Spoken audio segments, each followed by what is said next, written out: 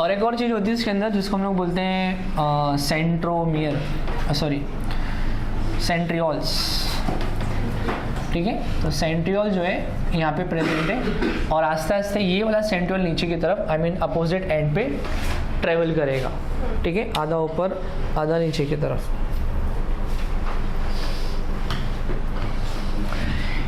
Next phase में that is metaphase के अंदर आपको न्यूक्लियर मेम्ब्रेन और न्यूक्लियोलस ये सब नहीं दिखेगा, बट यहाँ पे आपको क्या दिखेगा वो है chromosomes which are arrange perfectly on the equator पे। अभी ऐसा इक्वेटर बोल के कोई चीज़ नहीं होती है सेल के अंदर, but just it is an imaginary concept, ठीक है, ये इक्वेटर है। सेंट्रियोल्स कहाँ है? तो सेंट्रियोल्स एक ऊपर एक सेंट्रियोल नीचे, मीन्स थोड़े ऊपर थोड़े नीचे। और सेंट्रियोल से एक फाइबर का फॉर्मेशन होता है जिसे हम कहते हैं स्पिंडल फाइबर, और ये स्पिंडल फाइबर इन क्रोमोसोम्स को होल्ड करके रखता है। स्पिंडल फाइबर क्या करता है? इन क्रोमोसोम्स को होल्ड करके रखता है, ठीक है। मेटाफेज के बाद में नेक्स्ट फेज आता है आपका एनाफेज। एनाफेज में क्या होता है कि ये सारे के सारे फाइबर्स इसको खींचते हैं ऊपर की तरफ। जब ये खींचता है तो खींचने पे इसका शेप जो है आई मीन बीच में से ही ब्रेक हो जाता है, और ब्रेक होने के बाद में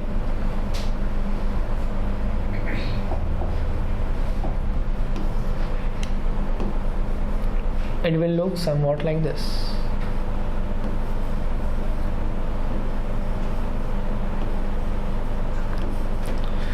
ठीक है। और नेक्स्ट लास्ट फेज में क्या होता है? ये स्पिंडल फाइबर अब यहाँ पे आपको नहीं दिखेगा, और लास्ट फेज का डायग्राम भी थोड़ा डिफरेंट रहेगा। तो जितने भी क्रोमोसोम्स हैं ये सबके सारे के सारे क्रोमोसोम्स आकर के आपको यहाँ पे जमा दिखेंगे, एक एंड, और ये हो गया आपका सेकेंड एंड, लाइक दिस, ठीक है। फिर एट लास्ट क्या होने वाला है कि इसका जो शेप है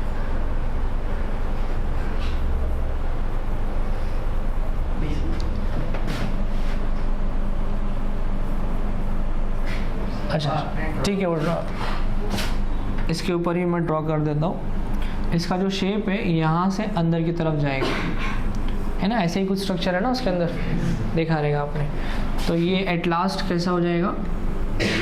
एट शेप जैसा होता है आपका, 8 की तरह वैसा बन जाएगा। न्यूक्लियस एक ऊपर बनेगा, न्यूक्लियस एक नीचे बनेगा, और लास्ट में फाइनली आपको 2 सेल्स अलग अलग नजर आएंगे, लाइक दिस। जितने क्रोमोसोम्स यहाँ पे थे वो सारे के सारे क्रोमोसोम्स इसके पास भी आपको मिलेंगे। नंबर ऑफ क्रोमोसोम इसके अंदर चेंज नहीं होता है। मियोसिस में number of chromosomes become half, याद रखो, डिस्टिंग्विश इंपॉर्टेंट है इसका। एग्जाम में लाइक आपको ये डायग्राम दिया रहेगा, कोई भी एक डायग्राम, ज़्यादातर डायग्राम ये और ये आता है एग्जाम के अंदर, ठीक है। डायग्राम दिया रहेगा और डायग्राम के ऊपर आपको पूछा जाएगा identify the stage of dash mitosis. अगर माइटोसिस उसमें बताया है, या सबसे पहले पूछेंगे नेम द प्रोसेस, तो ये माइटोसिस हो रहा है, मियोसिस हो रहा है, वो आपको बताना है। फिर एक बार आपने माइटोसिस लिख दिया, सेकेंड क्वेश्चन रहेगा the given diagram indicates dash phase of mitosis. कौन सा फेज है? मान लो ये वाला क्वेश्चन आया तो कौन सा फेज है? मेटाफेज, ठीक है। Right any one special character of metaphase. All the chromosomes are arrange on the equator, ये इसका स्पेशल कैरेक्टर है। इसका special character, chromosomes are pulled towards the end of the cell. और इसमें क्या लिखोगे? Chromosomes are present at the opposite end and there is a formation of nuclear membrane and nucleolus. Actually इसका दूसरा नाम, इसका मतलब होता है रिकंस्ट्रक्शन। क्या नाम होता है? रिकंस्ट्रक्शन। रिकंस्ट्रक्शन मतलब जितनी भी चीज़ें पहले थी वापस सारी चीज़ें इसमें वैसी की वैसी हो जाएंगी, रिकंस्ट्रक्ट हो जाएगा। तो पहले में क्रोमैटिन था, इसमें डीएनए से लास्ट में क्या बन जाएगा? Again chromatin, I mean chromosome से क्या बन जाएगा? क्रोमैटिन। इसमें न्यूक्लियोलस डिसअपियर हुआ था, इसमें रीअपियर होएगा। इसमें न्यूक्लियर मेम्ब्रेन डिसअपियर हुआ था, यहाँ पे न्यूक्लियर मेम्ब्रेन रीअपियर होगा, तो नाम उसका क्या है, रिकंस्ट्रक्शन। तो जितनी भी चीज़ें डिस्ट्रॉय कर दी गई थी वो सारी की सारी चीज़ें यहाँ पे रिकंस्ट्रक्ट हो जाएंगे। समझ में आ गया कॉन्सेप्ट? ये है माइटोसिस। मियोसिस के जो 5 स्टेप्स इंपॉर्टेंट है। मियोसिस भी ऐसे ही होता है, पहले प्रोफेज, फिर मेटाफेज, फिर एनाफेज और फिर टीलोफेज।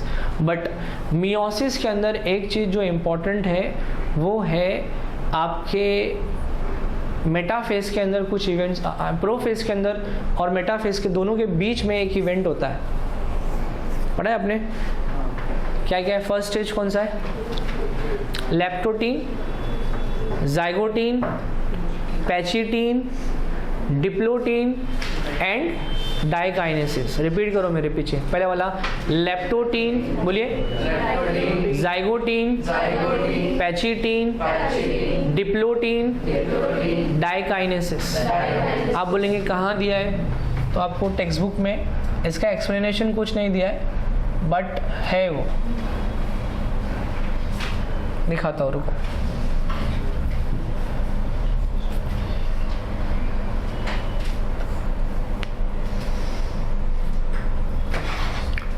विटामिन का क्वेश्चन कहाँ से आ गया इसमें?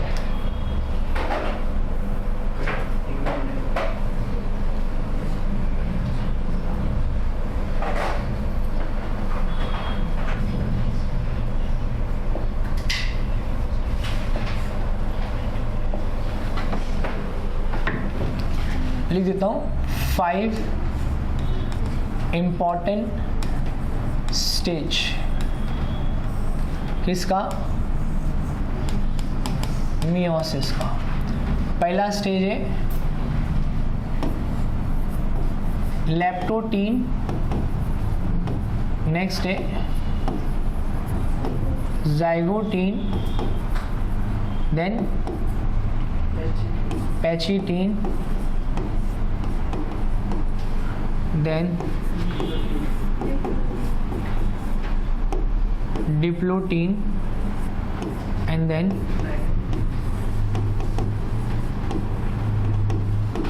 डाइकाइनेसिस। इंपॉर्टेंट स्टेप है, लिख लीजिए। अब ये टॉपिक को मैं डिटेल में कुछ भी एक्सप्लेन नहीं कर रहा हूँ क्योंकि इसको एक्सप्लेन करने के लिए आधा घंटा जाएगा। बेसिक मैंने बता दिया, माइटोसिस बेसिक है, ठीक है। खाली ये याद रखो कि इसके अंदर क्रॉसिंग होता है।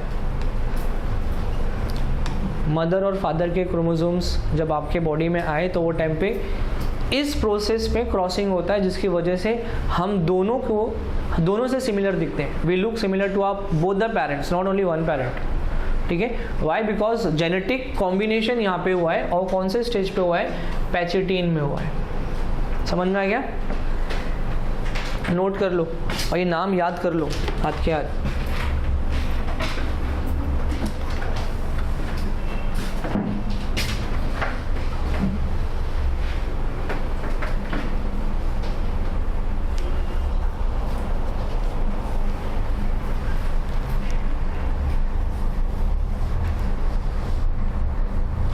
डन?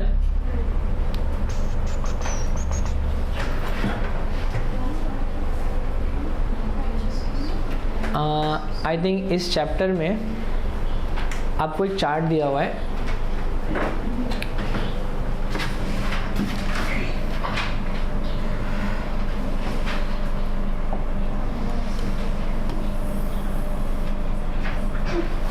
बीच में ऐसा अमीनो एसिड लिखा है,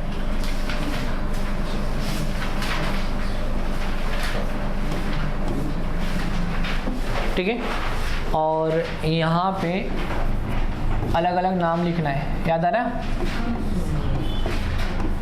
ऑसिन है, हेमोग्लोबिन है, इम्यूनोग्लोबिन है। तो ये चार्ट को आप इम्पोर्टेंट मार्क कर लो, उसमें कुछ एक्सप्लेन करने जैसा नहीं है, मार्क कर लो। मुझे लग रहा है कि ये वाला क्वेश्चन आएगा, तो अभी तक पूछा नहीं है क्वेश्चन और ये इम्पोर्टेंट क्वेश्चन है, ठीक है। तो ये आएगा, मार्क कर लो उसको।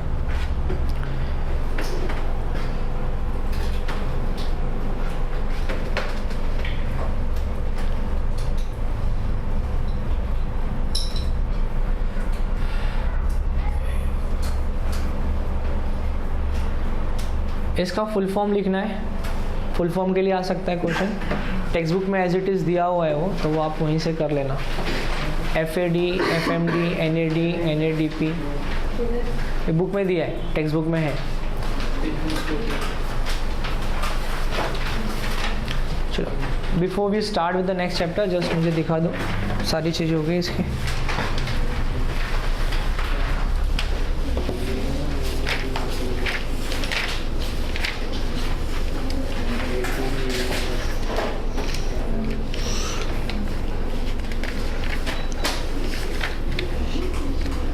अच्छा एक चीज़ आपको और इसमें याद रखना है, एग्ज़ाम में तो नहीं आएगा लेकिन पता होना चाहिए आपको, NADP है ना, ये NADH2 बराबर, NADPH2। So this is equivalent to 3 ATP। जैसे 100 का एक नोट 2 50 के नोट के बराबर होता है, वैसे ही 1 NADP is equivalent to 3 ATP molecules. याद रखिए ये भी concept.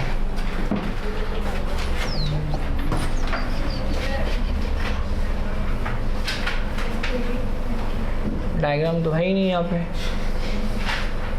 Observe the figure and answer the following question. Identify P, Q, R, S. What does the above figure shows? Where are the sperm ejaculated during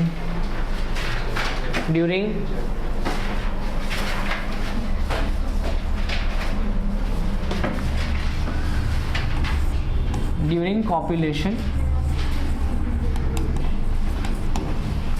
In which structure does fertilization take place? Write the functions of the label part P, Q, R, S. तो यहाँ पे basically reproduction का structure रहेगा, ठीक है, क्योंकि reproduction से related questions इसके अंदर पूछे गए। सो identify P, Q, R, S। तो मान लो यहाँ पे अगर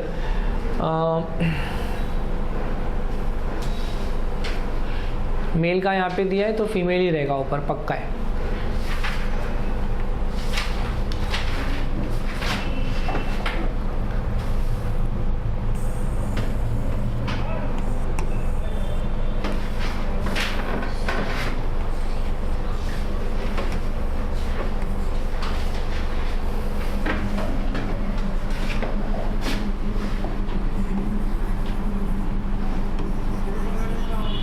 तो मैं इसको लेबल कर देता हूँ। लेट्स से कि ये वाला पार्ट A है, ये B है, P, Q, R, S पूछा है, तो P, Q, then let's say कि ये वाला पार्ट R है और ये वाला पार्ट S है, ठीक है। चलो लेबल करो, बताइए P क्या है? ओवरी। Q क्या है? ओविडक्ट। R क्या है? यूटेरस। ओके, और ये क्या है? Vagina.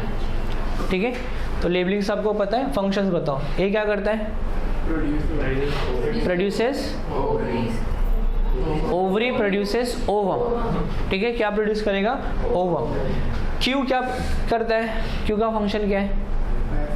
It is a passage. अभी यहाँ से ओवम निकलेगा तो गाड़ी और थोड़ी बैठ के जाएगा, यहीं से जाएगा ना वो, तो ये पाइपलाइन से ओवम होते हुए जाएगा। अंदर सीलिया होता है जो उसको पुश करता है, क्योंकि ये अपना ओवम जो होता है ह्यूमन में वो मोटाइल नहीं है। मोटाइल नहीं मतलब मोटा नहीं, ऐसा नहीं बोल रहा हूँ।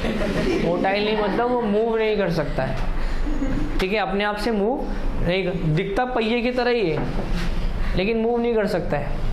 तो उसको मूव करने के लिए अंदर ऐसा हैरी स्ट्रक्चर होता है जो उसको आगे की तरफ पुश करते रहेंगे। ठीक है, आर का फंक्शन क्या है? It is a site of fertilisation. ठीक है, फर्टिलाइजेशन यहाँ पे होता है, सॉरी फर्टिलाइजेशन यहाँ पे नहीं होता है, फर्टिलाइजेशन यहाँ पे होता है।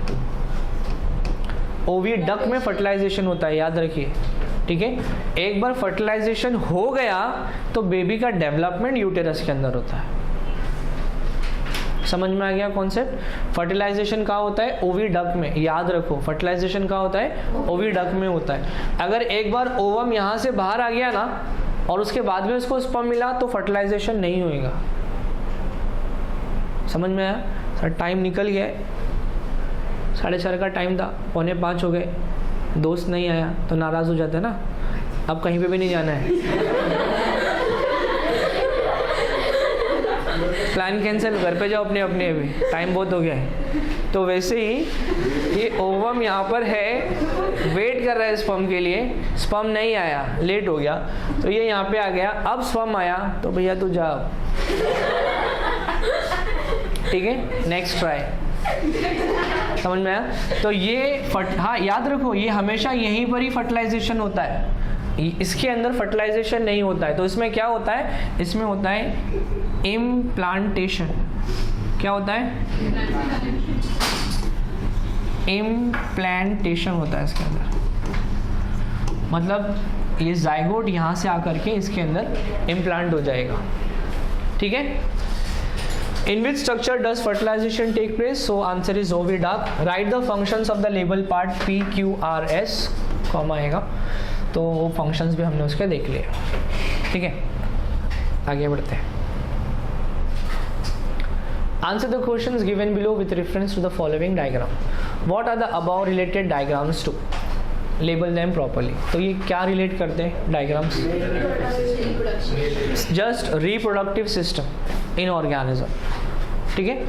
अगर स्पेसिफाई किया कि ये वाला फिगर ए और फिगर 2 को बताओ तो मेल एंड देन फ्लावर आप बोलोगे। जस्ट यहाँ पे क्या पूछा है? What are the above related to, above figures आएगा related to, label them properly। तो आप बोलोगे the above figures are related to reproductive systems of male and flower, चलेगा, वैसा लिख दो, आपके और इजी हो जाएगा।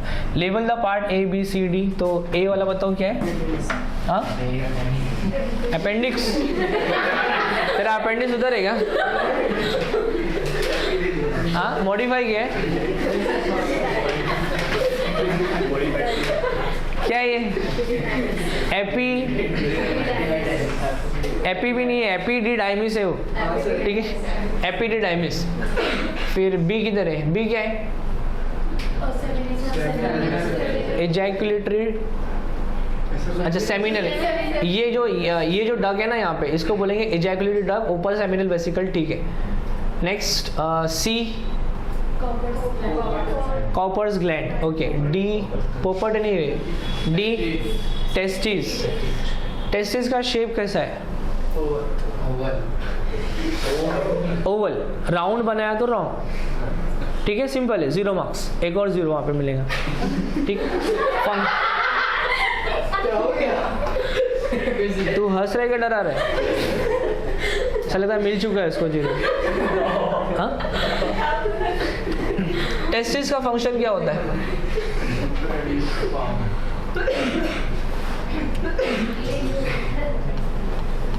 टेस्टिस के 2 फंक्शंस होते हैं। टेस्टिस के कितने फंक्शंस होते हैं? कौन कौन से? सबसे मेन फंक्शन उसका स्पर्म प्रोडक्शन है,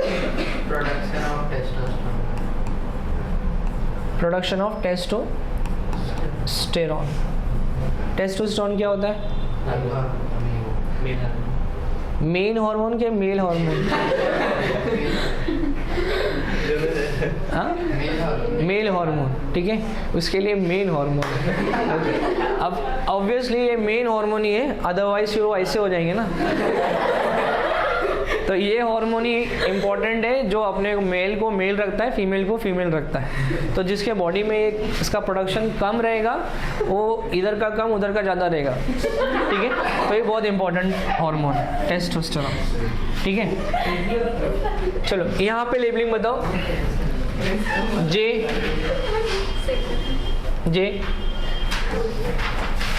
calyx, E corolla, F stigma, G H anther. देखो anther like this, anther bilobed होता है, याद रखो, बाइलोब्ड, ठीक है। एंथर क्या है? बाइलोब्ड है। बाइलोब्ड का मतलब इसमें एक पार्टीशन है जो उसको 2 पार्ट में डिवाइड करके रखता है। ये जो नीचे वाला पार्ट है इसको क्या बोलते हैं? फिलामेंट। क्या बोलते हैं इसको? फिलामेंट, ठीक है। सो बाइलोब्ड है, फिलामेंट है, और इसको अगर आप काट के देखते हो अंदर से, तो काटने के बाद में इसमें छोटे छोटे पोर्स नजर आएंगे। That pores are called as pollen grain.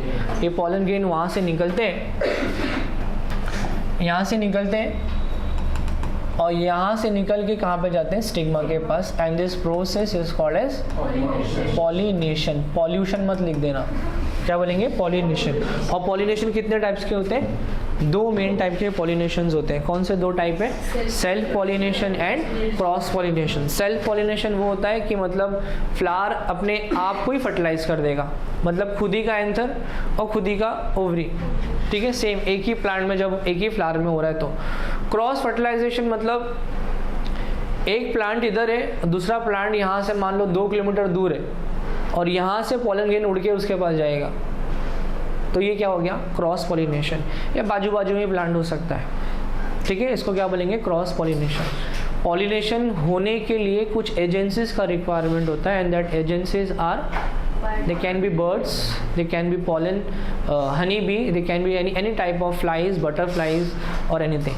तो एक फ्लावर से एंथर को स्टिक करके दूसरे फ्लावर तक लेके जाते हैं। इसके लिए ना वो मधुमक्खी का आपने देखा रहेगा, जहाँ पे जिस फील्ड में ज़्यादा मधुमक्खी होती है वहाँ का प्रोडक्शन ज़्यादा होता है, क्योंकि वहाँ पे क्रॉस ब्रीडिंग किया जाता है।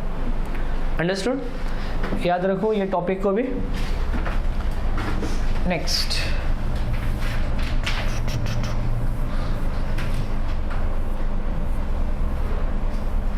हाँ ये इम्पोर्टेंट है, असेक्सुअल एंड सेक्सुअल रिप्रोडक्शन। शायद ये आपके टेक्स्ट बुक के लास्ट, आई मीन इस चैप्टर के लास्ट पेज पे दिया है, एक्सरसाइज वाले पेज पे है क्या नहीं? तो ये इम्पोर्टेंट है, इसको याद रखिएगा, कर लीजिएगा। Next, environment management chapter. इसमें कुछ भी आप ऑप्शन मत छोड़ो, बहुत सिंपल चैप्टर है ये। 2-3 क्वेश्चन एक्टिविटी बेस्ड रहेगा, एकदम सिंपल क्वेश्चन ही आएगा, like what can you do to save environment, what conservation method, या फिर वो जो लॉज गवर्नमेंट ने बना दिए उसके ऊपर क्वेश्चन रहेंगे। इसमें सबसे ज़्यादा इंपॉर्टेंट चीज़ जो है ना, देखो चार्ट, ये सब मार्क कर लो आप लोग। ग्रासहोपर वाला वो डायग्राम जो है वो भी इम्पॉर्टेंट है। ट्रॉपिक लेवल पूछा जा सकता है, बताइए कि ग्रासहोपर का कौन सा ट्रॉपिक लेवल है, तो वो हर्बीवरस है, बराबर। फ्रॉग सेकेंडरी कंज्यूमर में आएगा,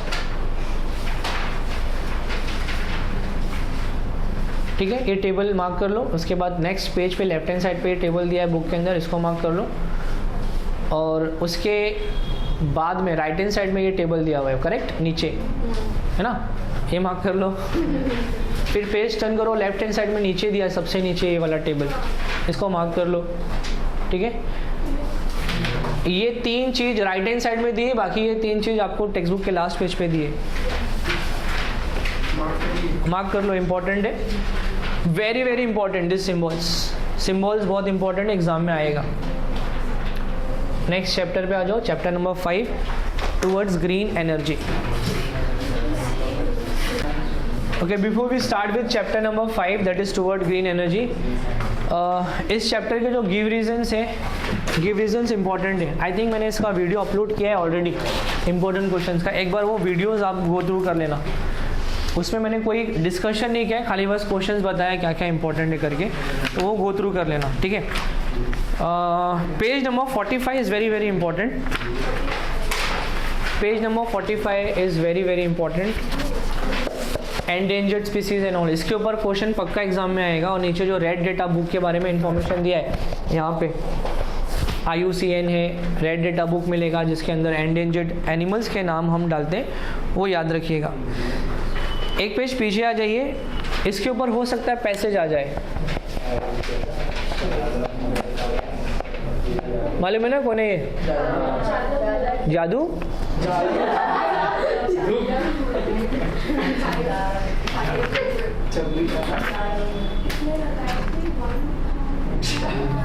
question number, page number 46, question number 1 important है।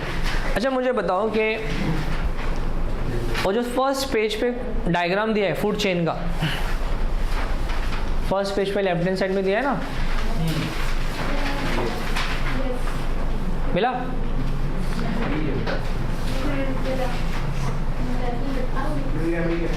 मिला? उसमें से कोई भी अगर एक ऑर्गेनिज्म कंप्लीटली डिस्ट्रॉय हो गया इस विश्व में से, तो क्या वो फूड चेन कंप्लीट होगी?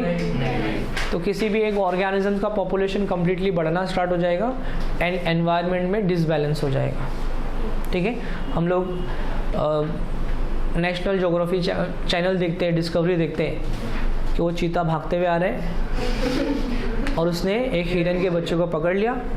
अरे यार अब छोड़ देना चाहिए, छोड़ देना चाहिए, छोड़ देना चाहिए। वो खा गया।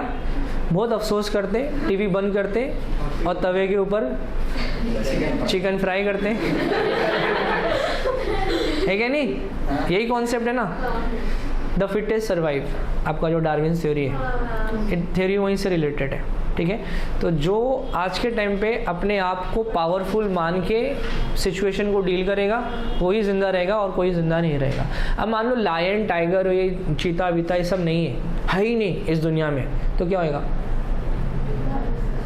तो हिरन को खाने वाला कोई नहीं बचेगा, बराबर। तो हिरन की आबादी बढ़ती रहेगी। अब जब डियर का पॉपुलेशन बढ़ते रहेगा तो ग्रास खत्म हो जाएगा, ग्रास खत्म हो जाएगा तो पूरी साइकिल जो है डिस्टर्ब हो जाएगी। मतलब एक भी ट्रॉपिक लेवल बीच में से डिलीट होता है तो सबके सब डिस्टर्ब हो जाएगा। ठीक है, तो यहाँ पे एनर्जी फ्लो जो होता है कभी भी साइक्लिक नहीं होता है, बट न्यूट्रिएंट्स जो फ्लो हो रहा है वो लास्ट में मरने के बाद में मिट्टी में ही आना है उसको। तो जो सॉइल के अंदर रिटर्न हो रहे हैं न्यूट्रिएंट्स वो वापस बैक मिल जाएंगे, and this flow is called as cyclic flow of nutrient. Give reason का क्वेश्चन है ये। Energy flow is never cyclic, but nutrients flow in the cycle is always cyclic. ठीक है, टूवर्ड्स ग्रीन एनर्जी, मुझे मालूम है आप लोग को ये चैप्टर पकाऊ लगता है, ठीक है, लेकिन 4 और 6 मार्क्स, मतलब जितना इंपॉर्टेंस आप रिप्रोडक्शन चैप्टर को दे रहे हो सेम इंपॉर्टेंस आपको यहाँ पे देना चाहिए। रिप्रोडक्शन में एक टॉपिक अपना स्किप हो गया यहाँ पे बताने के लिए, पीपीटी में नहीं आया, menstrual cycle, which are the hormones related to menstrual cycle, FSH, LH, पता है ना? वो हार्मोन्स के नाम, उसके फुल फॉर्म्स पता होना चाहिए। FSH का लेवल कब हाई होता है? तो अगर आप ग्राफ देखोगे ना, राइट हैंड साइड में नीचे ग्राफ दिया है, FSH का लेवल हमेशा स्टार्टिंग के टाइम पे हाई रहता है क्योंकि उसको फॉलिकल स्टिमुलेट करना होता है, वो डाउन होता है। और LH का लेवल कब हाई हो रहा है? 14th डे पे हो रहा है। देखो नीचे लिखा है स्टेजेस, वो जो नीचे 1 2 3 4 लिखा है ना,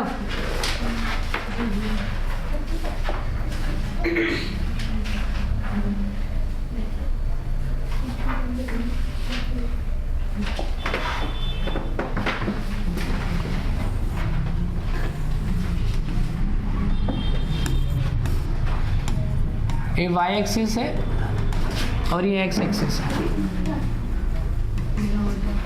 ठीक है, y axis and x axis. तो 1 2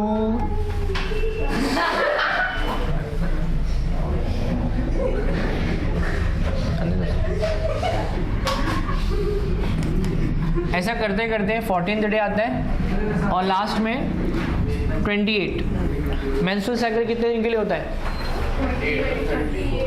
28 या 30, ठीक है, बट एवरेज इज 28।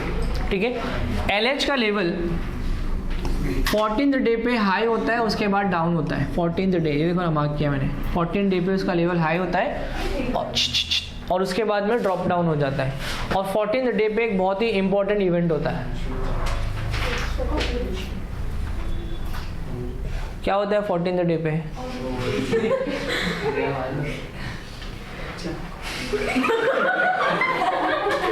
तो क्या चलती फिरती मशीन है क्या तू?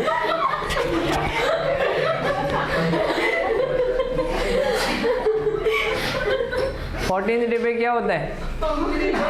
ओव्यूलेशन। समझा बच्चा? हाँ, ओव्यूलेशन। ठीक है, 14th डे मत भूलिए, 14th डे को क्या होने वाला है? ओव्यूलेशन। उसके बाद के जो स्टेज है, पहले और बाद के स्टेज नीचे सब दिया है। Phase of reconstruction, then degeneration, then secretion, वो सब याद रखो। 1 से लेके 5 तक ब्लीडिंग स्टेज होता है। 5 के बाद के जो स्टेजेस है वो वापस से आपका एंडोमेट्रियम का फॉर्मेशन होता है। और ये जो 14th day it marks the ovulation, ovulatory day, और इसके बाद में सिक्रीटरी फेस आया है, लिखा है ना वो सारी चीज़ें। ठीक है, अच्छा, यहाँ पे ओवम बाहर निकला, तो ओवम एक स्ट्रक्चर में से बाहर निकलता है, एंड वो स्ट्रक्चर जब एम्प्टी हो जाता है उसको क्या बोलते हैं? कॉर्पस एल्बिकन्स, और एक और नाम है जो आगे मॉडिफाई होता है, कॉर्पस ल्यूटियम। ठीक है, ल्यूटियम पहले दिया है, ठीक है, और कॉर्पस ये बाद में दिया है, वैसे याद रखो। अगर ये ओवम फर्टिलाइज हो गया स्पर्म से, ठीक है, तो ये यहीं पे रुक जाएगा, इसके आगे ये कंटिन्यू नहीं होता है, मतलब मेंस्ट्रुअल साइकिल वापस रिपीट नहीं होएगा। समझ में आया? मेंस्ट्रुअल साइकिल यहाँ पे रुक जाएगा, और ये कब तक रुका रहेगा? जब तक उस बेबी का डेवलपमेंट कंप्लीट नहीं हो जाता, डिलीवरी नहीं हो जाती, डिलीवरी के भी 2 महीने तक ओव्यूलेशन वापस से ये प्रोसेस रिपीट नहीं होता। तो मेंस्ट्रुअल साइकिल किस किस को होता है? First thing about the age of 12, 9 to 12। Second thing, if a women is a non pregnant women तो होगा, प्रेगनेंसी के ड्यूरेशन में बिल्कुल भी नहीं होने वाला है। अगर बीच में हुआ मतलब अंदर प्रॉब्लम हो गया है और फिर वो स्टिल बर्थ हो जाएगा या फिर उसको अबॉर्ट करना पड़ेगा।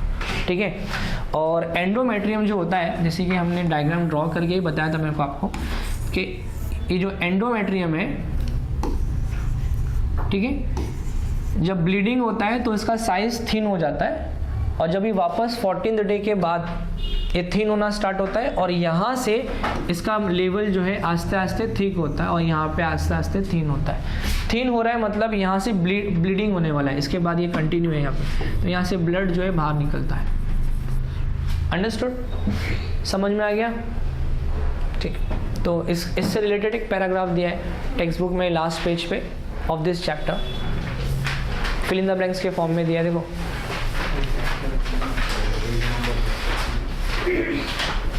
मिला?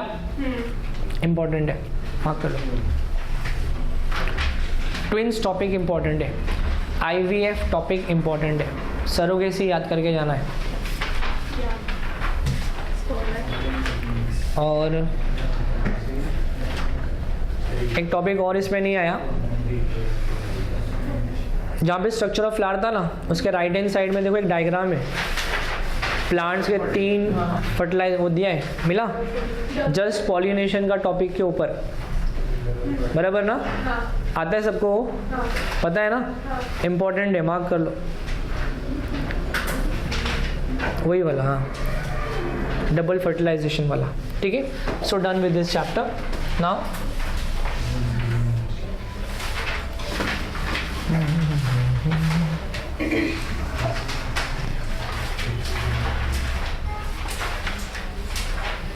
हाँ, ये वाला क्वेश्चन आएगा एग्जाम में, ठीक है, मार्क कर लो, ये वाला क्वेश्चन पक्का आएगा एग्जाम में। नहीं आया तो पेपर फाड़ डालने का बोलेगा जो पढ़ गया है वो पाया ही नहीं अपने को। ये वाला क्वेश्चन आएगा। क्या इंडिकेट कर रहा है ये? न्यूक्लियर फिशन इंडिकेट कर रहा है। Which energy is generated in the above process?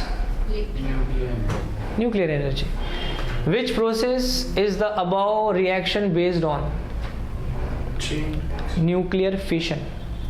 Fission मतलब डिवीजन। अमीबा का देखा था ना आपने? अच्छा, अमीबा का टॉपिक वो भी छूट गया ना अपना।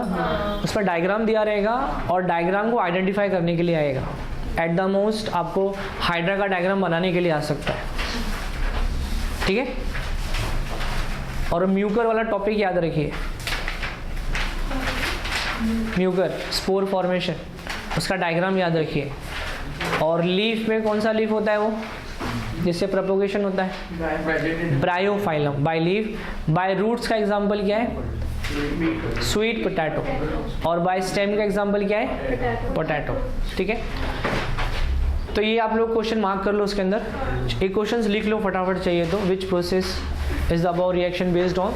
तो न्यूक्लियस का स्प्लिटिंग हो रहा है, न्यूक्लियस स्प्लिट होके इसको क्या बोलेंगे? Nuclear fission. इंपॉर्टेंट है। इको फ्रेंडली है या नहीं? तो नहीं, इसमें रेडिएशंस का प्रोडक्शन होता है जो कैंसर प्रोड्यूस कर सकता है बॉडी में।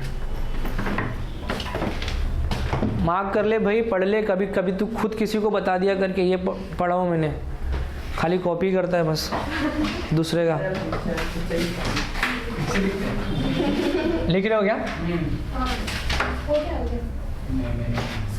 वो तो मिलेगा, लेकिन क्या कभी आपके दिमाग से स्किप नहीं होना चाहिए टॉपिक, तो इसके लिए इसको नोट भी कर लो बोल रहा मैं। इसमें एक क्वेश्चन में और ऐड कर सकता हूँ, विच एलिमेंट इज यूज, तो यू इज फॉर यूरेनियम, ठीक है, वो भी आ सकता है question. How much energy is produce, तो वो भी, मतलब मल्टीपल क्वेश्चंस इसमें पॉसिबल है। बाकी ये नल्ले से क्वेश्चन है, ये तो आप कर लेंगे ऐसे ही चलते फिरते, ठीक है। ग्रीन सोर्सेज ऑफ एनर्जी कर लेना। चलो उसको, जितने भी चार्ट्स हैं ना सब मैंने क्रॉप करके डाला है टेक्स्ट बुक से, सारे के सारे चार्ट्स इंपॉर्टेंट है, ठीक है। ये एम्प्टी स्पेस फिल करने के लिए आएगा। देखो इसमें कुछ नहीं है, अगर आपने चैप्टर नंबर 5 साइंस 1 का पढ़ा था जनरेटर से रिलेटेड, पता है वो कॉइल गोल घूमता है, तो घूमने के बाद में एनर्जी का प्रोडक्शन होता है। तो मेन कॉन्सेप्ट यहाँ पे यही है कि जो टरबाइन है, टरबाइन को गोल घुमाना है।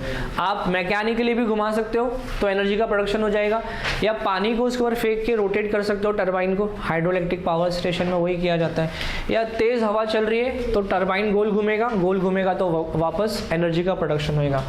या फिर आप गैस पास करके भी उसको कर सकते हो, स्टीम का प्रोडक्शन करके भी कर सकते हो। यही सारे एग्जांपल्स है उसके अंदर, और कुछ नहीं है, ठीक है। एनिमल क्लासिफिकेशन बड़ा चैप्टर है ना, आता है नहीं?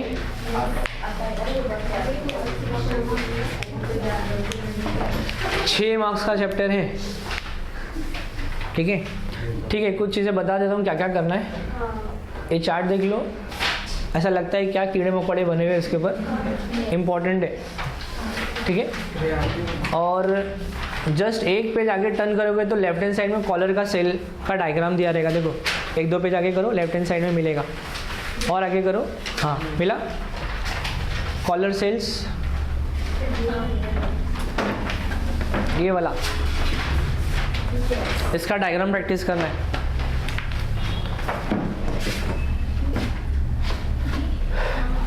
लास्ट पेज पे जो दिया है क्वेश्चन नंबर 8 और 9, very very important, very very important, ठीक है। फिर उसके बाद में ये पता है ना ये क्या है, कौन सा फाइलम है इसका, दैट इज निडेरिया। आपकी बुक में निडेरिया लिखा है ना, तो निडेरिया ही लिखिए आप, निडेरिया। ये क्या है, नेरिस। ये क्या है, नहीं ना, इसके यहाँ पे देखो पॉइंट दिख रहा है यहाँ पे, मतलब वो माउथ का उसका शक्कर है, लीच, ठीक है, लीच। ये क्या है, फिश नहीं, बोनी फिश है। क्या है, बोनी फिश, क्योंकि आपको 2 टाइप की फिश पढ़ाई गई है, एक बोनी फिश, एक कार्टिलेजिनस फिश। तो शार्क आएगा तो कार्टिलेजिनस फिश, और ऐसा आया तो बोनी फिश, ठीक है।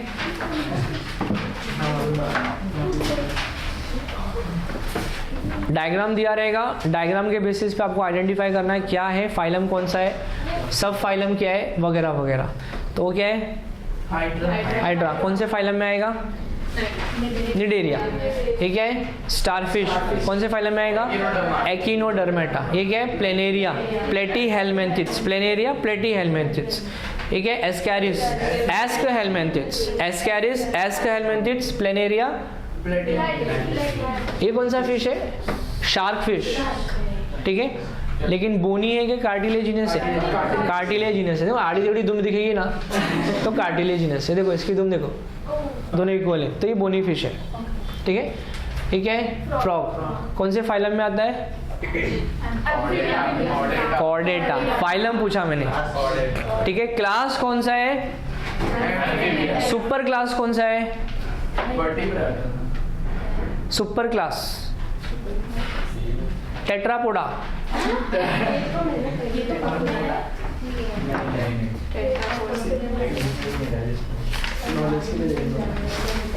अरे टेट्रा मतलब कितना, ट्राई मतलब 3, टेट्रा मतलब 4, ठीक है। पोडा मतलब पैर, 4 हाथ पैर वाला, टेट्रापोडा। हम भी टेट्रापोडा में ही आते हैं, 2 हाथ 2 पैर। अंडरस्टूड? स्नेक किस में आता है? वो भी टेट्रापोडा में ही आता है। स्नेक के पहले हाथ पैर थे, वो आस्ते आस्ते इवोल्यूशन के स्टेप में वो चले गए अंदर, ज़्यादा हरकत करते थे इसकी तरह। अच्छा, इन दोनों की स्किन में क्या डिफरेंस है कैरेक्टर में? ये एम्फीबिया है, ये रेप्टाइल है ना? इसकी स्किन सॉफ्ट, मॉइस्ट बोलो ना, चमक रहा है ना, मॉइस्ट है। और इसकी स्किन ड्राई होती है, और ये बहुत इंपॉर्टेंट कैरेक्टर है, ठीक है, ये याद रखना है। मुझे बताइए कि इसमें एडेप्टेशन क्या हुआ है, मतलब मॉडिफिकेशन क्या हुआ? 4 लिम्स कन्वर्ट हो गए विंग्स में। उसके बाद इनकी जो बोन्स है, बोन्स हॉलो हो जाती है। हॉलो मतलब अंदर खोखली जगह होती है, हवा होती है, जिससे उनकी बॉडी थोड़ी लाइट हो जाती है। माउथ दिख रहा है, बीक है, तो mouth is modified into beak, ठीक है। बॉडी पे फेदर्स मिलेंगे आपको इसके, ठीक है। तो ये आप कर लेना इसका। और कैरेक्टर्स में आर्थ्रोपोडा मत छोड़ना, right any 2 characters of arthropoda. प्लेटी हेलमेंटिस मत छोड़ना, मोलस्का मत छोड़ना, एकिनोडर्मेटा मत छोड़ना, ठीक है। और जो लास्ट के ये 4 फाइलम है ना, फिश वाला, then this thing amphibia, reptilia, aves and mammals, total 5 class. इसके कैरेक्टर्स मत स्किप करना, याद रखना है, ठीक है। ये 5 पूरे हैं इसके। कितने कैरेक्टर याद रखना है? ठीक है, एटलीस्ट 4 पॉइंट्स हर एक के। समझ में आ गया? करके जाना, ये नहीं कि हाँ समझ में आ गया हो गया, करके जाना है। और dash is the largest phylum, dash is the largest phylum, वापस बोलो, dash is the largest phylum, dash is the second largest phylum. Mollusca का एक स्पेशल कैरेक्टर है कि उनका बॉडी मेंटल के अंदर कवर रहता है। मेंटल एक कवरिंग होता है ना, उसको मेंटल, जैसे कि स्नेल के ऊपर कवरिंग है। मोलस्का मतलब सॉफ्ट बॉडी, तो जितने भी सॉफ्ट बॉडी वाले एनिमल्स रहेंगे उनके ऊपर मेंटल होता है, कवर होता है, ताकि कोई उसको दबा ना सके, ठीक है। Sepia and all. चलो, तो ये हो गया। और इसमें कुछ, इसमें फिलप्स आ सकता है। Dash is the only mammal which can fly, bats, ठीक है। और एक कनेक्टिंग लिंक टॉपिक अभी अभी याद आया मेरे को, ठीक है, वो अपने स्लाइड में था नहीं, very very important, connecting links. Mark कर लो, अभी के अभी मार्क कर लो, भूल जाएंगे बाद में। Connecting link very very important. First chapter में भाई, फर्स्ट चैप्टर में राइट हैंड साइड में नीचे दिया है डायग्राम।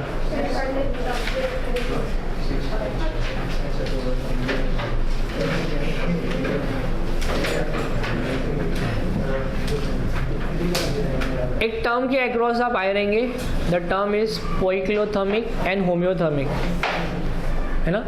सबको पता है क्या होता है? इंपॉर्टेंट क्वेश्चन है, इसके ऊपर फिल इन द ब्लैंक्स आता है।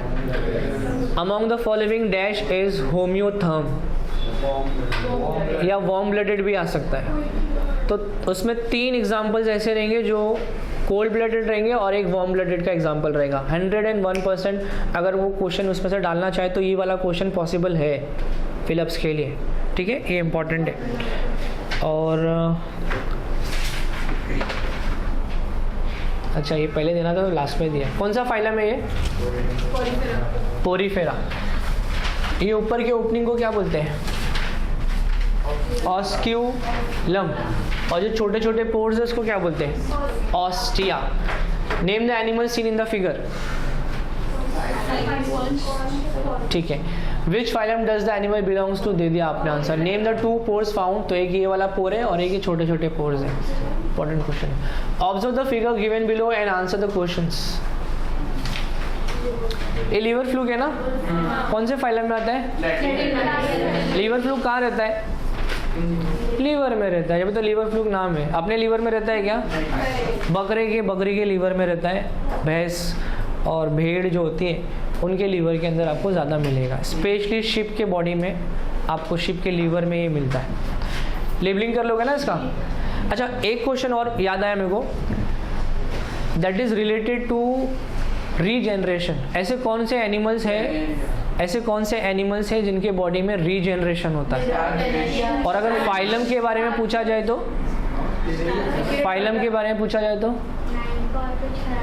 नहीं, जाने दो। फाइलम्स, 2 फाइलम है मेन, एकिनोडर्मेटा याद रखो, और दूसरा प्लेटीहेलमिंथिस। ये 2 फाइलम के पास पावर ऑफ रीजनरेशन है। अभी एग्जाम में मान लो फाइलम नहीं पूछा, आपको पूछा among the following dash has power of regeneration, तो उसमें एग्जाम्पल दिया रहेगा स्टारफिश, दूसरा दिया रहेगा निडेरिया, कोई भी एग्जाम्पल दिया रहेगा, स्पॉन्ज है या कुछ भी एग्जाम्पल रहेगा, अर्थवॉर्म आ गया, नेरिस आ गया, बट एक एग्जाम्पल उसमें से या तो का दिया रहेगा या फिर एकिनोडर्म्स का दिया रहेगा। समझ में आ रहा है? तो एग्जाम्पल्स पता होना चाहिए उसके लिए। इंट्रोडक्शन टू माइक्रोबायोलॉजी 6 मार्क्स का क्वेश्चन है। मैंने जो उसके गिव रीजंस आपको शेयर किए थे, उतना गिव रीजन इसका इम्पोर्टेंट है। और इसमें से फ्लो चार्ट आएगा ही आएगा। देख लो ये फ्लो चार्ट, ये 3 में से एक फ्लो चार्ट एग्जाम में पक्का है। पक्का मतलब एकदम पक्का है। नहीं आया तो तुम लोग वापस आ जाना घर पे। आएगा ही आएगा ही। देख लो ये 3 क्वेश्चन, ठीक है, अच्छे से देख लो, उसके बाद पेपर में देखना। फिर अगर ये नहीं आया ना, 110% ये वाला डायग्राम आएगा। क्यों मालूम है? क्योंकि एक क्वेश्चन पहले आ चुका है और प्रीलिम में भी दिया था शायद मैंने। ठीक है, इसको देख लो और इसको प्रिपेयर कर लो। ठीक है, टेक्स्ट बुक में जहाँ पे ये डायग्राम दिया है ना, उसके नीचे एक पैराग्राफ है। उस पैराग्राफ की 3-4 लाइन छोड़ के लिखा है hydrogen gas is a gas which will be use in future as a fuel. है नहीं तो एक पेज टर्न करो।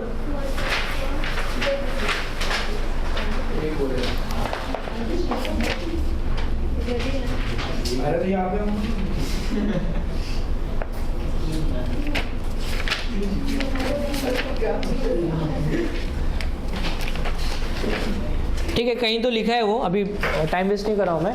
Hydrogen gas is a fuel for future, याद रखो। हाँ, 82 पेज नंबर पे एक पैराग्राफ में कहीं बीच में लिखा है माइक्रोब्स वाले टॉपिक में। ओके,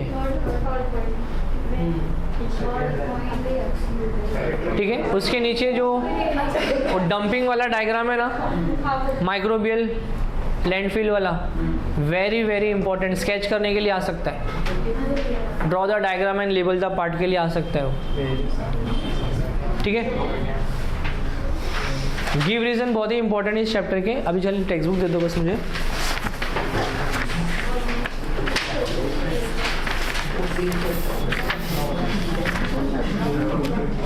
पेज नंबर 84 पे आ जाइए। क्लीन टेक्नोलॉजी के लिए कौन सा माइक्रोब्स का यूटिलाइजेशन होता है वो नाम याद रखना है। सेम पेज पे 2-4 पैराग्राफ नीचे आ जाइए, वहाँ पे HCB का फुल फॉर्म दिया हुआ है, हाइड्रोक्लोरो मिला, हाइड्रोकार्बोनोक्लेस्टिक बैक्टीरिया। इंपॉर्टेंट है, व्हाट इज HCB करके पूछ सकता है। फिर और 5-6 लाइन नीचे आ जाइए, PET का फुल फॉर्म दिया है, वेरी वेरी इंपॉर्टेंट, एग्जाम में आएगा।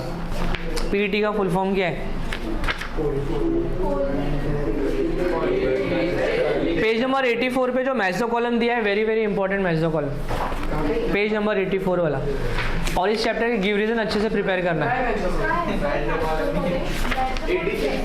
हाँ 86 ही बोला ना मैंने, जबान है भाई फिसल जाती है। क्या क्या बोल रही हो? ज़्यादा नहीं फिसलने का, बाहर निकल जाएगी तो प्रॉब्लम रहेगा फिर।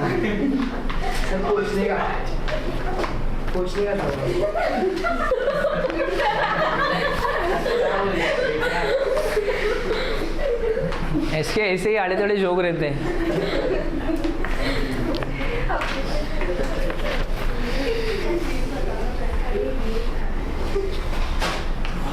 नाइन में भी था ना ये टॉपिक, अभी 10th में भी ये टॉपिक। किस चीज़ का डायग्राम है ये? Tissue culture. लेबलिंग कर लोगे 1 2 3 4 5 6। आगे वाले से कर लेगा ना तू।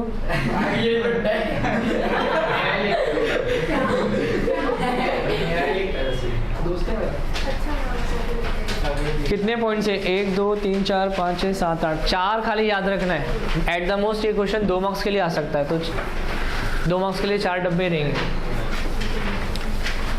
स्टेम सेल्स पता है ना? मार्क कर लो। What does the given figure depict? Stem cell से सारी चीज़ों का रीजनरेशन कर सकते हैं। स्टेम सेल्स को हम लोग स्टोर कर सकते हैं कहाँ? घर के फ्रिज में? नाइट्रोजन में। किधर रहता है वो? हॉस्पिटल में। तो नाइट्रोजन लिक्विड में -170 डिग्री सेल्सियस के आसपास इसको स्टोर किया जा सकता है। ठीक है। राइट हैंड साइड में जो डायग्राम दिया है ना ह्यूमन का, गुर्दे कलेजे सब बने हुए थे आसपास। हाँ 2018 या 2019 में वो क्वेश्चन आया था।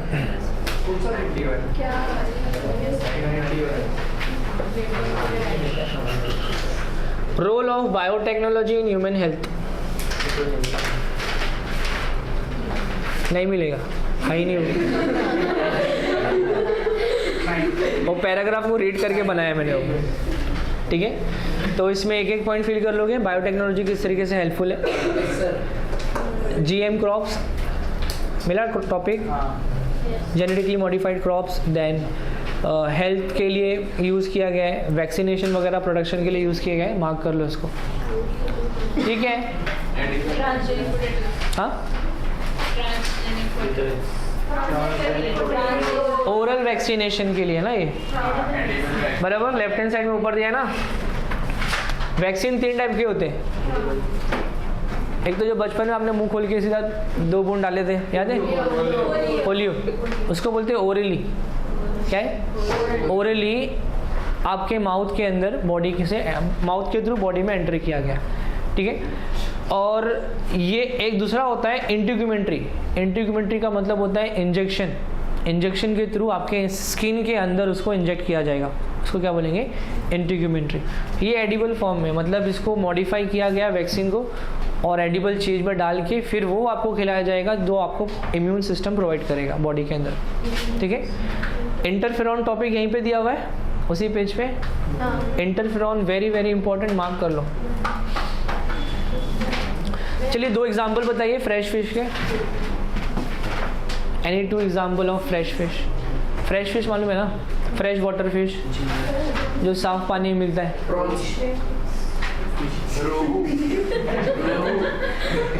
रोहू, एक कैटला, CATLA कैटला।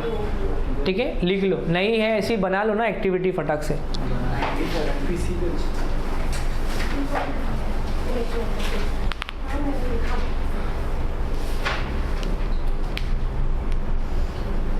आज और 2 लोगों की जिंदगी खराब। पीछे देखो।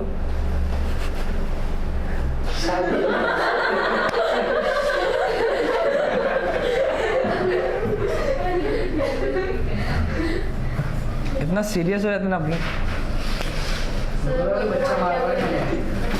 सोशल हेल्थ चिंदी सा चैप्टर है लेकिन 6 मार्क्स के लिए। स्किप नहीं करना, पूरा प्रिपेयर करना। Chapter number 6, sorry chapter number 9, total marks 6। Chapter 6 तो क्लासिफिकेशन है आपका। ठीक है। Factors disturbing social health. चलो बता दिया कौन कौन से फैक्टर जो सोशल हेल्थ को डिस्टर्ब कर सकते हैं। Okay, fear of exams. ठीक है।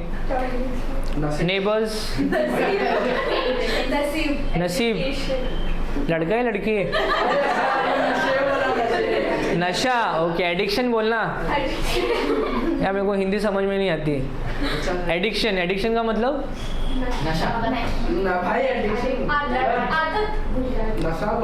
आदत नहीं बोलेंगे, आदी बोलेंगे। आदी, किसी चीज के आदी हो जाना है ना। मुझे तो तेरी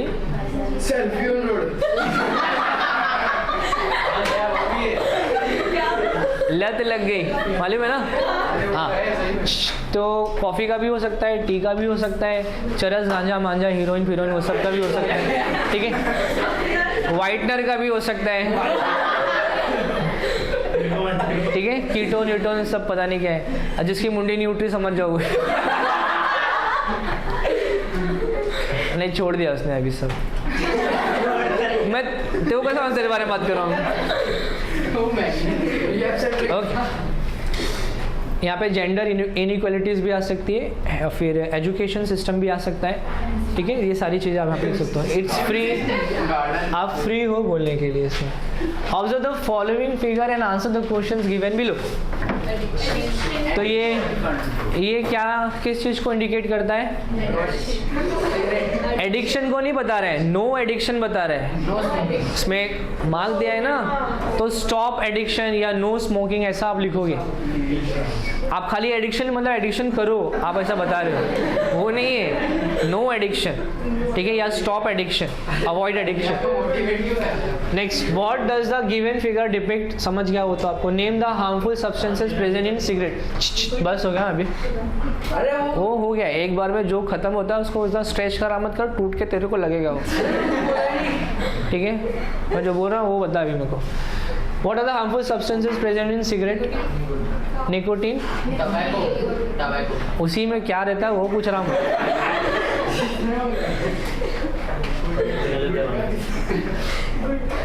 ठीक है, मेन एजेंट उसके अंदर वही है, ठीक है।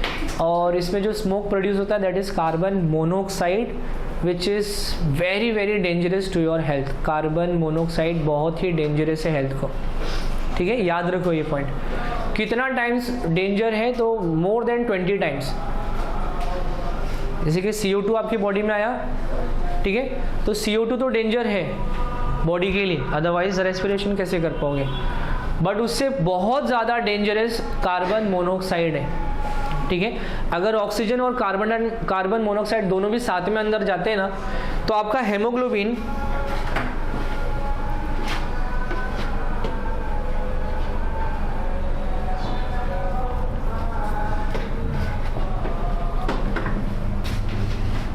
देखो, ये आपका एल्वियोला है,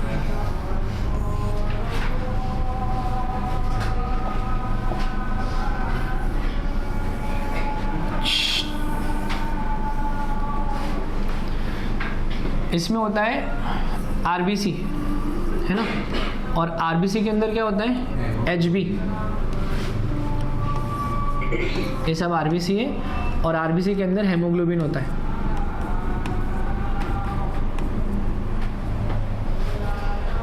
ठीक है,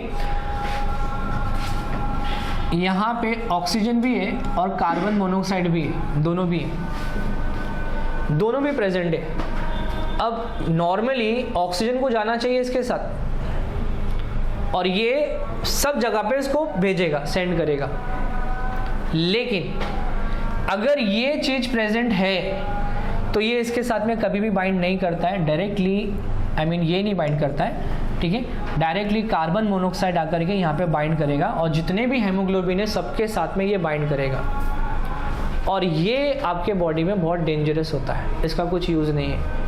ये टिश्यू को जाके सीधा हार्म करता है, और वहाँ पे कैंसरस सेल्स का प्रोडक्शन करता है, और इंसान को आते आते थोड़ी दिन में लक्षण दिखाई देने पड़ते हैं, और जब चेकअप करता है तो पता चलता है कैंसर हो गया है। कौन से स्टेज पे? लास्ट स्टेज पे, थोड़े दिन और जिएगा। डॉक्टर बोलते घर पे लेके जाओ, आराम करो, वैसे भी मरना है, दवा खा के भी मरना है, तो उसको और 2-3 पैक दे दो, पीने दो, ठीक है। तो जीना है, जितनी ज़िंदगी उतनी जीनी है सबको, वो तो ठीक है, लेकिन वो आपके ऊपर डिपेंड करता है कि आपका लास्ट के 10 ईयर का लाइफस्टाइल आपको कैसा रखना है। हेल्दी रखना है, फिट एंड फाइन रखना है, कि ऐसा मर मर के जीना है कवर में पैर डाल के, ठीक है। तो हेल्दी रहने के लिए क्या वजिया को क्यों टैप कर रहे हैं? सब ठीक है ना? मोगली खाना छोड़ दिया कि नहीं अभी? हाँ, कुछ भी नहीं खाता।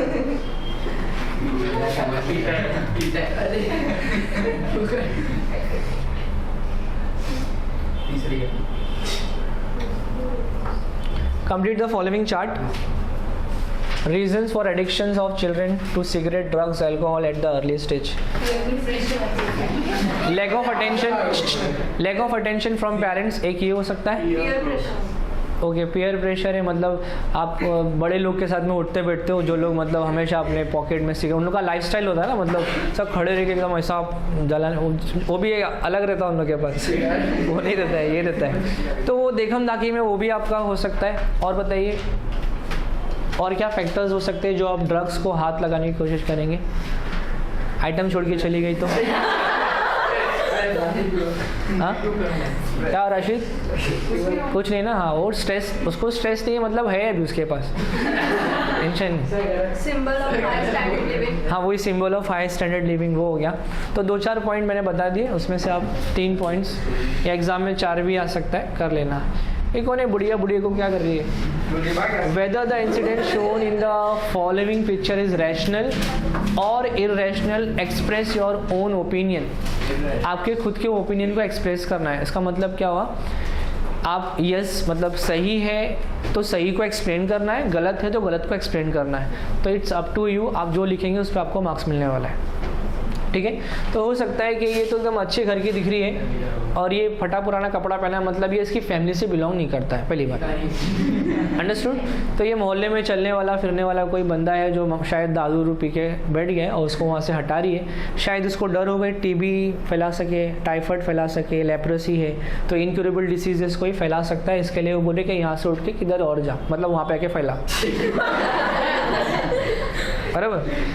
तो ये आपका ओपिनियन से आप जैसा लिखना चाहो लिख सकते हो उसके अंदर। मैं बताता हूँ, इसमें अंदर खींचा जा रहा है, इधर बाहर भगाया जा रहा है। ये 1990s का है और ये 2023 का है ना। पहले बच्चे बाहर के आउटडोर गेम्स को इतना एंजॉय करते कि घर में उनको बोर होता था। अब घर में वाईफाई लगाया है तो घर में वाईफाई लगाए तो बाहर मैच खेलने की क्या जरूरत है? मोबाइल में मैच खेल लेंगे, फुटबॉल खेल लेंगे, सब काम मोबाइल में ही हो जाता है। आजकल तो शादियाँ भी हो जाती है ना मोबाइल में। ठीक है, तो यहाँ पे बहुत आगे निकल गया ये। हाँ, अब तेरा सेल्फी वाला है। ठीक है, खाना खाते खाते मोबाइल यूज करना रैशनल है irrational? How are the following images whether it is rational? Rational rational मतलब करेक्ट, करेक्ट है। इसके लिए उसको चश्मा लग गया मालूम। खाना खाते खाते बहुत सारे काम करता ही है। इट्स इररेशनल, मार्क्स रॉन्ग मिल जाएगा तेरे को। फिर बाद में तू बोलेगा दैट इज इररेशनल। यहाँ पे पूछा नहीं ना योर ओपिनियन, वो वाले क्वेश्चन में लिखा था राइट योर ओपिनियन। ये देख, देख दिखाना भी नहीं चाह रहा तेरे को, एक्सप्रेस योर ओपिनियन। ठीक है, तो वहाँ पे मार्क्स कटने के चांसेस नहीं है, यहाँ पे है। तो ये इररेशनल है। क्यों इररेशनल है उसके ऊपर आपको 3-4 लाइन लिखने के लिए आना चाहिए। साइबर क्राइम में ऐसा हाथ निकलता नहीं उसमें से, और बताना चाह रहे हैं कि मतलब ऑनलाइन फ्रॉड हो सकता है आपके साथ में। ठीक है, तो ये हाँ आप कर लेना। ये चीज़ा हंस रहे क्यों? किस चीज़ के लिए? स्ट्रेस मैनेजमेंट के लिए। ठीक है, एक काउंसलिंग सेंटर है, जो एडिक्टेड पर्सन होते हैं उनका काउंसलिंग स्पेशली किया जाता है।